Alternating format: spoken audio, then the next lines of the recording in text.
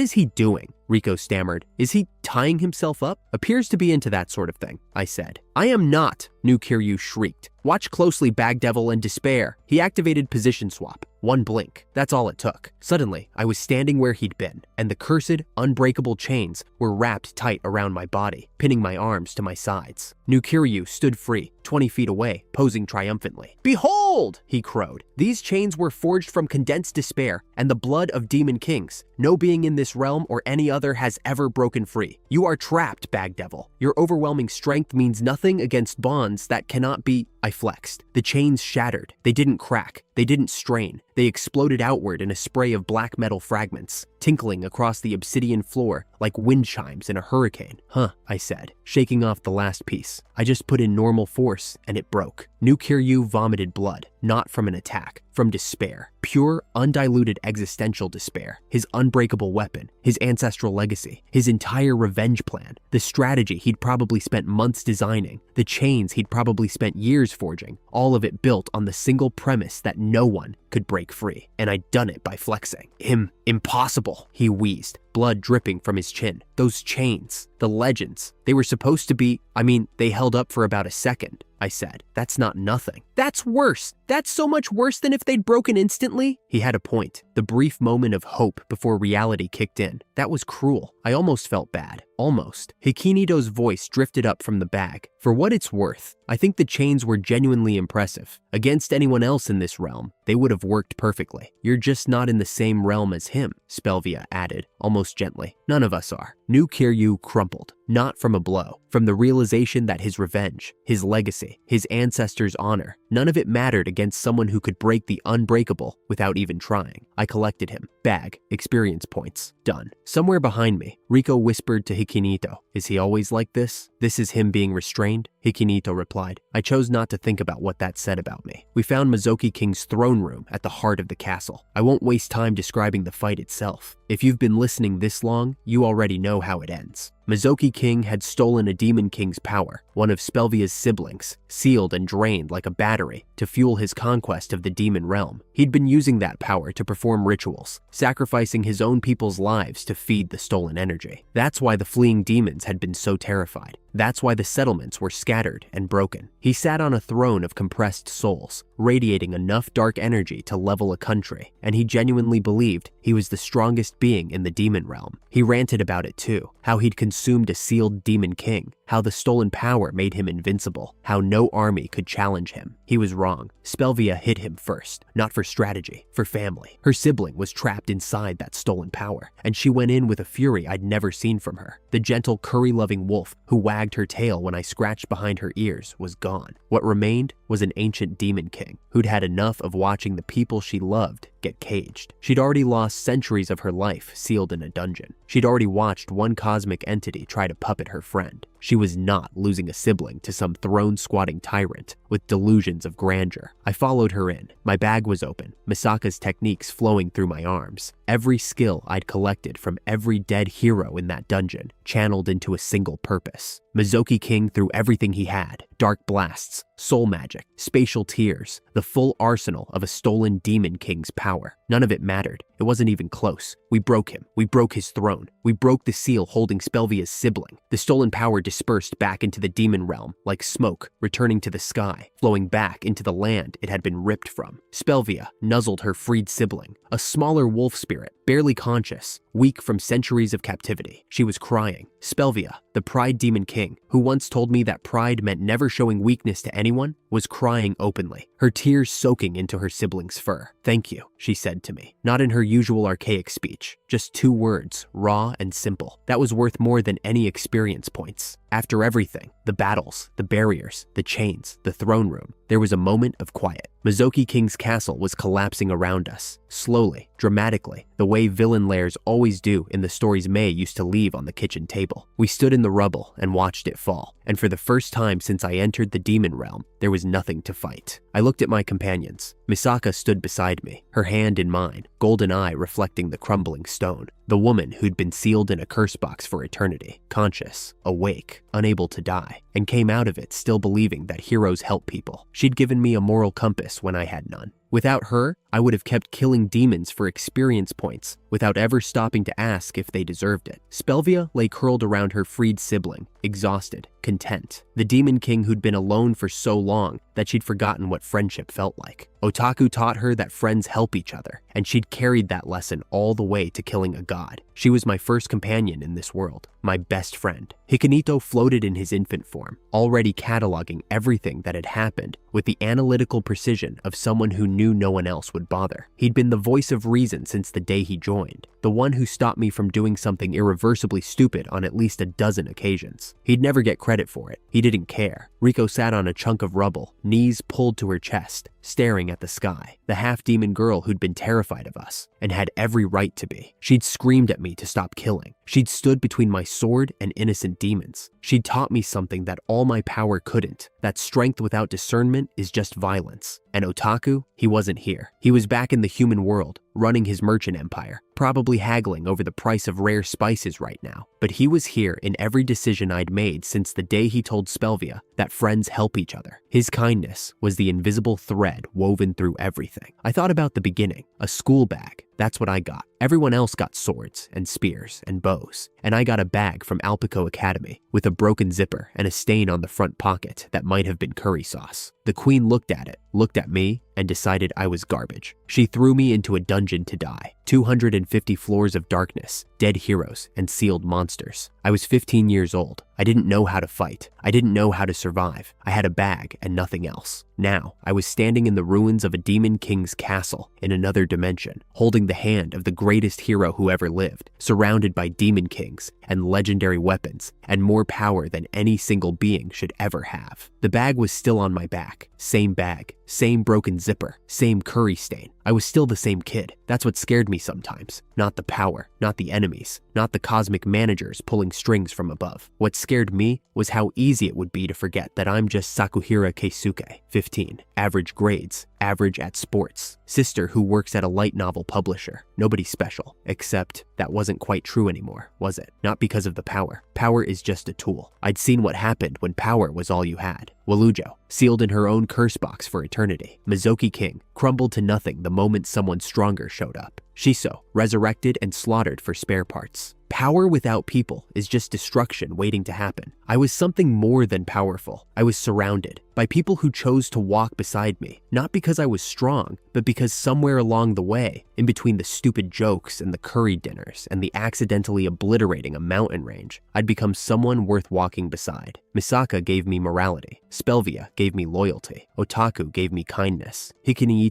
gave me reason. Riko gave me mercy. Take any one of them away, and I'm something else entirely. Something worse. The bag devil that demons whisper about. But without the part where I stop and ask Riko whether the next demon in my path is an enemy or a civilian. I squeezed Misaka's hand. So, she said, what now? The castle was rubble. Mizoki King was gone. Spelvia had her sibling back. The demon realm's tyrant had fallen, and the half-demon settlements scattered across this sunless world could breathe for the first time in generations. But this was never really about one demon king, was it? There were more realms, more sealed beings, more discarded heroes rotting in dungeons no one remembered. The cosmic manager hierarchy was still out there. Other gods playing chess with mortal lives. Charao's soul was still in my bag, waiting for a body. Mei was still on Earth, probably wondering why her little brother hadn't come home. The story wasn't over. It was never going to be over. There would always be someone who needed help, someone who needed saving, someone who decided that power gave them the right to throw people away. And as long as that was true, I had a job to do. Next realm, I said. After dinner, Spelvia's tail wagged. Misaka laughed. Riko groaned. Hikinito sighed. I adjusted the bag on my shoulders. The same bag that started all of this. The weapon they called defective. The sacred tool that a queen looked at and saw garbage. And I walked forward. The bag hero, they'd called me. Like it was an insult. Funny how that worked out.